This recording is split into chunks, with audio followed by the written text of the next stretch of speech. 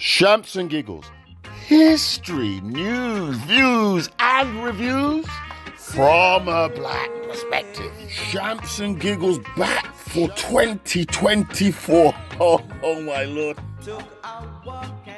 Welcome, one and all. It's that time again, Friday. The Friday feelings here, Shamps and Giggles. As you know, we do the thing every week, every Friday, and it's all about black edutainment. Don't forget, each and every one of you and our listeners, hold tight, our listeners, regular listeners to Shamps and Giggles. It's the black show. We talk the things.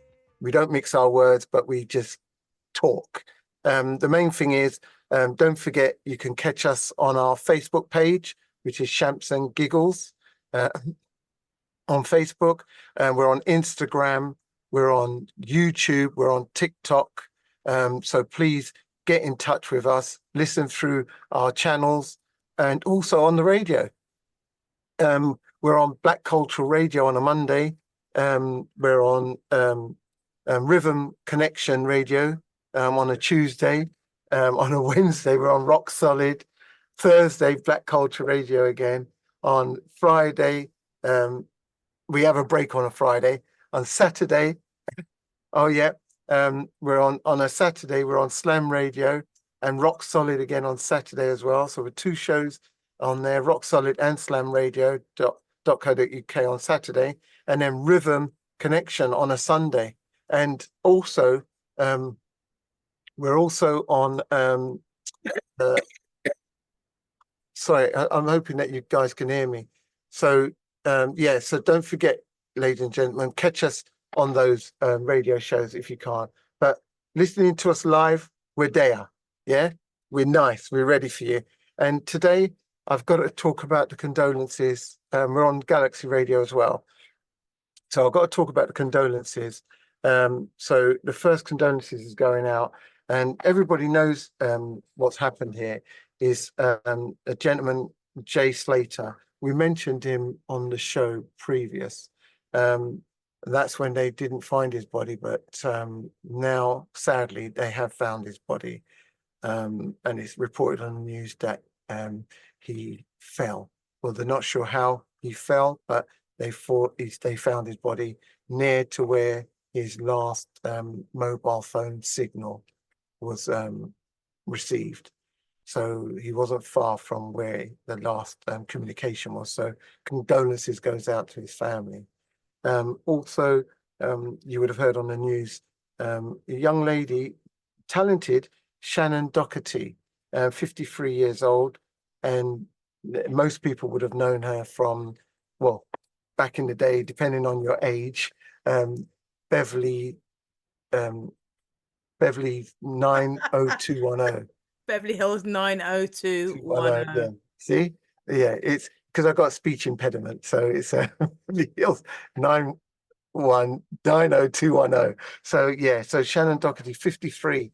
I believe she passed away with cancer. So condolences for her. There was another gentleman that passed away. Apparently he was a fitness guru back in the day. Richard Simmons. He died the age 76. So so really sad to hear that. So Shannen, Jay, and Richard on their passing. Sorry, go ahead, Miss Leisha. You know, I'm just remembering who Richard Simmons is. He's that guy with the afro. The old American white guy with the unitard. Right. Yeah. Small guy. Yeah, that's him. Yeah, and he wore like little small shorts and a correct top, and he's just got this afro. He's memorable for having this afro. Yeah. I remember him having a perm. That's it. A perm. Yeah, like a curly perm, sort of wavy hair. Yeah. So, 1980s perm. Yeah, so he passed away, age 76. So that was a shock.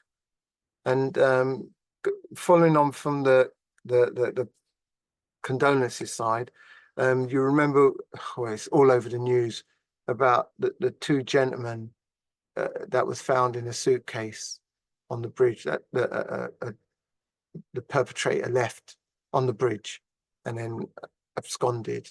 But he's been arrested now. So really and truly, I am glad that the police have found him, because you can't have people of that caliber out on the streets. So I am glad that they found him so quickly and swiftly as well. And as you know, the gentlemen were named. So condolences goes out to them. But I'm really glad that they caught the perpetrator. So that's really an update on that side of things. The other one that I wanted to mention is there was a young girl in Tower Hamlets, a young black girl, or Somali, I call it black, a Somalian girl. She died when she fell through a gap in the fence into a river stream from her block of flats. And the Peabody Trust were arguing with the developers that who was at fault, or who was at fault for not putting a safer fence. Yeah, that's right. It was time a safer fence up, and neither. And I think the coroner's report has blamed safety, a lack of safety, but it doesn't bring back the loss of the young girl that died, and the family are still grieving, but they definitely are on the case, because it was on the television today, or not today, yesterday, that they still have the fence is still in situ, but they've put another fence up in front, like a barrier, a temporary barrier in front of the faulty fence. So that's still ongoing. So yes, our condolences goes out to all those who recently have passed and those beyond. But it's really a shame that these things are still happening in this day and age. On the flip side, on the congratulatory side, which is bringing things back, Mel B, the famous Spice Girls, Mel B. She's been honoured for her champion on a subject that she's dear to her heart. You know, and the subject matter is domestic violence to women. She's an avid supporter. She's on numerous round tables in discussions, and she's been recognised for her continuous support and the way that she talks about it continuously throughout her since leaving Spice Girls. Go ahead, Miss Leisha. I can see here that she received a honorary degree from Leeds Beckett University.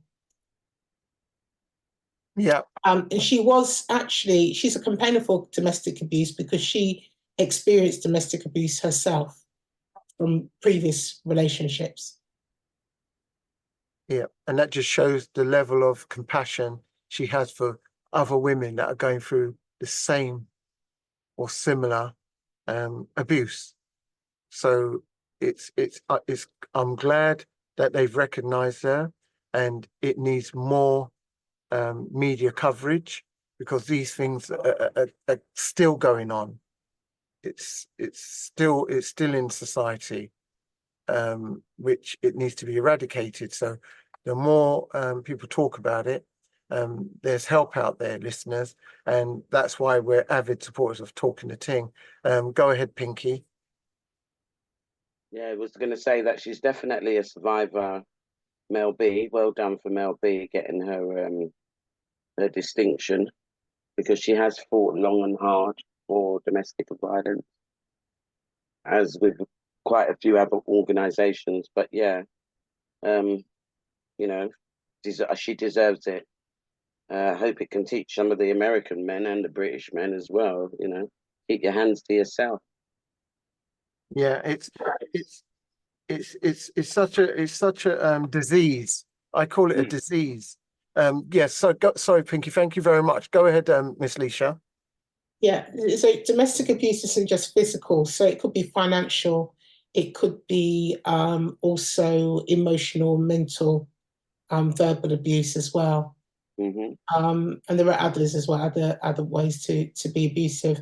So I think people just think that if somebody says they've been abused, you would expect that they've got a bruise or something, but no, it could be anything. It could be food abuse. Some people are abused by not being fed or being overfed, for example. Yeah. That's another example. So yeah. So yeah, as you say, abuse happens in all forms, different forms. So yeah, and listen, ladies and gentlemen, and especially the radio listeners, there is help out there, and you can always contact, and it's 24 hours, and it's a free phone. You know, the National Domestic Abuse Hotline, and I'll give that number out, and we will give it out again later on. It's 0808 2000 247. So that's the National Domestic Abuse Hotline, and that's 24 hours. It's a free phone number, and it's 0808 2000 247. So there is help out there, whichever abuse you're going through. If you can speak to someone, your best friend, or even someone that you can trust, and they will have your best interests at heart. Seek help, and it's out there. Okay. So yeah, congratulations, Mel B. Keep up the fight, and hopefully many more people will be doing the same. With that, I must mention England football team. Yeah, highs and lows. I'm sure the whole nation were watching that match and shouting at the telly and shouting at the screen at various aspects of the match, with certain players. Could be the manager, but they tried their best. Some people would have said Harry Kane should have not been playing or play halfway through. He's 37, 38 years old. This, that, and the other. But Gareth Southgate, thank you. Gareth Southgate believes in his team. He believes in that person. He believes in Harry Kane, and he kept going. He just kept the blinkers. A lot of the media was baying for his shirt. They were baying for it. You know, England tried. They lost. But listen, nothing takes away from what they did, and the players, the young players of the England team, they've got years on them, and they'll do England justice. I'm absolutely sure of it. Absolutely sure of it. No doubt about it. But it is what it is at the moment. Dion, you got your hands up. Go ahead. Yeah, I think they done well. I obviously Spain was the better team. They didn't lose any of their matches, and they played better football. But I do think, like, they playing Harry Kane when there's so much of a better, younger team to play. There's so much people he could have played, but having Harry Kane on, I don't know why they kept on having him on. And what I don't like about the football as well is that they always give Saka have a go at Saka, and he's like one of the best footballers. He won what did he win for? One of the best players. Yeah, no, not man in the match. No, he won. He won something else. Yeah, him and William for Spain. They won player of the tournament, European tournament. Look at that. Yeah, and that's purely the that tournament. Yeah, and UK always gives always picking on him for some reason, and that's what I don't like. And I do think they could have done better earlier if the UK press wasn't so negative in the beginning. I do think if there was more encouraging, they would have even maybe won it. But I just feel that the way the UK press is so negative against football it's not good for our footballers, and they wonder why we don't win. I think they have a lot to answer for. So do you think, so you saying that, are you saying that maybe that some of the players, especially the younger players, they take it to heart what the media says? And if they do see that information, because information and the media is out there, TV, radio, newspapers, they're always saying this, they're singing from the same song here. So you're saying that if they do see those sort of negative information, Definitely. it'll affect Definitely. them. And Yeah. even Gareth Southgate said that they were listening to the noise in the beginning, hence why they weren't playing as good as they could have played. And he decided like to, to block out the noise, hence why they started to play much better. But I do feel that if England, if they were more encouraging, they were more positive, they would have, I think they would do better in football overall anyway. Even the other team, who did they play? Netherlands before? They were saying that they were getting a bad rep, but they know that England was getting a worse bad rep than they were getting. Do you understand? I just think the English people don't do themselves, and the press especially don't do the England team any favors by dogging them all the time, always being negative. Why can't they just be more positive? Because look how well they done. They got to the finals, and I just think that this is a really young team. They could win the Olympics. We got the Olympics coming up. They could win the Olympics. The World Cup is coming up in 4 years. They could win that if the press is much more positive. They're too negative, and they always get negative with the black players, especially when they're losing. You don't hear anything about Harry Kane being crap and all of that, but they want to talk about Saka, and Saka's much better than Harry Kane. So I just think that needs to change. Yeah. Well said. Thank you very much on that, Dion. Pinky, go ahead. I think they're very racist, to be quite frankly. You know what I mean? And that it was sad because they just showed who their true colours were afterwards at the end of the match. They're very racist, and that's the problem with why they don't win. If they had the spirit and love in their team, in their country, as they're now trying to say, like the shirts are not meant to be for hate. I mean, you can see some of the stuff that has gone around the internet, even with Saki, even after all of this. I knew it was going to come, the racism was going to start. Because unfortunately, that's the yobbo behaviour that football brings with it. And it does bring a lot of racism with it, because the majority of them are racist. And that's simple as that. Yep. I am. Yep, you're absolutely right there. There was certain things banning around on social media, or let's get it right, not so much social media, but social media as in WhatsApp, banning around. I refused to share it because I just thought I would never give it that airplay.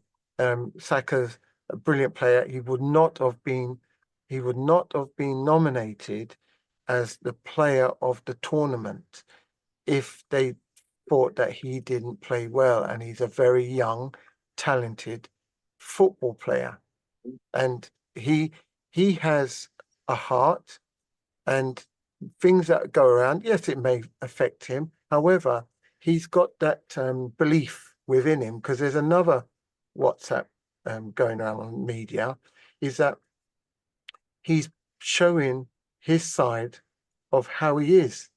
And Miss Leisha, talk to Ting. Go ahead. Jealousy breeds contempt. Mm-hmm. Yeah, That's like all that. I've got to say. There's a lot of people who are jealous that there are individuals in the team who are very prominent, very good players, and really focused. And this is plain jealousy, I think, from a lot of the supporters. And it's weird because they support the team, but they don't support the play. This makes you think, doesn't it? You support England, but you don't support the players. Yeah. Who does that? That doesn't make sense. But obviously it does, because the players that they don't support are not what they have respect for. They don't respect Absolutely true. these young boys of Black, African, Caribbean descent. And you're saying that, and there is a lot of them in the England team. There's a lot of them playing for England. And the same crowd that are in the crowd there are the same crowd that probably support them at their own national team or their own league team. And it's strange that you get the mentality splits when they're on that you could be the best footballer, clap you, cheer, yeah, we won the game, you scored a brilliant goal, they'll sing your name, sing it all evening. Then you go to the international side and they're quick to degrade you because you didn't score a goal, or it's absolutely weird the way the mentality goes for football fans. The mentality, I never get to understand that. But you know, I think it's entitlement. I think from people will watch something, or these fans watch something, and think that it's an easy game. I would have done that. Why don't they do that? Like, let's go. You go on that pitch. Let's see you run around 45 minutes. First half and second half, and see how long you extra time, last. yeah, Because you just wouldn't last. Come on No, now. very And true. the talent they've got is, it is impeccable. So I think that once they've had a couple of pints and whatever down them, and they're all singing along on the stands, they think they can do better. And that because the team didn't do so good in England, they're just very arrogant and spoilt, really, very, very spoilt. Well, yeah, and tagging along with that is that they were baying for Gareth Southgate's neck, and that was even before they got to the semi-finals. They were baying for him, saying that he don't know who to put on. He's got the formation wrong. He's not putting on certain players, and he should do this, should do that. And they were baying for his neck. And then when England scraped through that match, then they played Netherlands, and everybody thought they were going out. And then things switch, and then they're still baying. Before I carry on, Dion, you got your hand up. Go ahead. No, I was just gonna say, just in regards to what Susan said, she's right. It is racism, because I remember when I was in the pub once. I think we were playing Switzerland, and they were cussing Saka, you this, the CUNT and all the words, and but then he scored. Was it that game he scored? And they were like, "Yes, Saka, you're brilliant." Da, da, da. And I just looked at them, and they looked at me, because I just looked at them thinking, "Look at that." Do you understand? You're ready to cuss him off and everything. And then as soon as he scores, he's your best friend. Yeah. Do you understand? Even when the football finished, the finals, I heard that, I don't know how true it is, that a black guy was sitting in the pub, and when the finals finished and they lost, they kind of attacked him. I think there's a video going around about it. And so I have heard that. I've heard that as well. Yeah, you can't even be safe. You're thinking you're supporting England with your, because you're English, we're born in England, we're supporting them, but they still want to turn around and attack us. Crazy. Yeah. It's mad. Yeah. It is sad. It is sad. And that's why I said it's like they've got a split personality, because you could be the best friend when you're playing for your club. When you do the England and something goes wrong, they straight away home in on the black players. Straight away. Miss Leisha, in our chat, hooligan mentality. That's a nice way of putting it. So I don't know. So the cup didn't come home. 1966 was the last one. We mentioned it before, and even then they cheated. Yeah, so we'll wait and see what happens next. And as you know, with the news, ladies and gentlemen, listeners, you've heard the news that Gareth Southgate has tendered his resignation. Yeah, I don't blame him. Yeah, and he's not going. I don't blame him, because they're so ungrateful. One minute, please. That he's tendered his resignation, and let the next new manager take over and see how he gets on. And I think that's a shame, to tell you the truth. It's that was sad. And literally, as Pinky was saying before I paused her, it's a shame, and I don't blame him. I really don't blame him. Apparently, yes, in our chat, Dion, he was great. He was the most successful football manager England has had. Other than exactly, he's the only go, but he was the most successful manager, and we have to try and remember that He was the most successful manager, and people were baying for his skin. And with that, before I bring anyone else who wants to talk, with that, the news today is also that Harry Kane has also resigned, or not resigned, that's the wrong word. He has retired from international football. So him retiring, thank you, him retiring means that he will play his normal league games or whatever he plays for. However, he will not be putting on another England shirt. He's actually retired from international football. Miss Leisha, Pinky, I wasn't sure if you wanted to say anything while you was cutting in. So did you want to say something before Miss Leisha? I'm going to say quickly. Yeah, go ahead. He's in his 30s, isn't he? Who, Kane? Yeah, he's 20. I think he's 37 or something like that. Yes. Yeah, he's a bit mature now, and those young boys need to be given a chance to really shine, because they are doing a fantastic job. I think Kane has just got a name now. He just needs to. He's just been taking. Whenever I see him play, all he does is take goalie,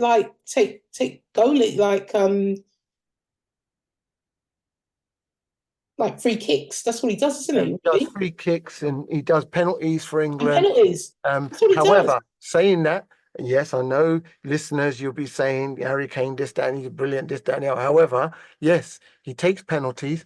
However, what happened to Harry Kane stepping up to take up a penalty the other match? He didn't want to take any penalties. Gareth Southgate chose 5 black players to take the penalties. That's how England got through. Harry Kane is the captain, and he didn't want to take a penalty. Why not? I don't know. Probably if they didn't get through, the backlash on those 5 black players, or the single black player that missed the penalty, that England didn't go through to the next round. So is Harry Kane sitting on the fence? Is he playing both sides? You know, villain and good guy? I don't know. But him hanging up his boots for England, I think it couldn't have come sooner, I believe. And that's my opinion, ladies and gentlemen, radio listeners, members of the panel, Shamps and Giggles. It's my opinion that he should have hung up his boots ages ago. So yeah, and yeah. So okay, so with that, we'll come back on round to Shamps and Giggles. We've got to go to the break. So listeners, we'll be back just after this commercial pause.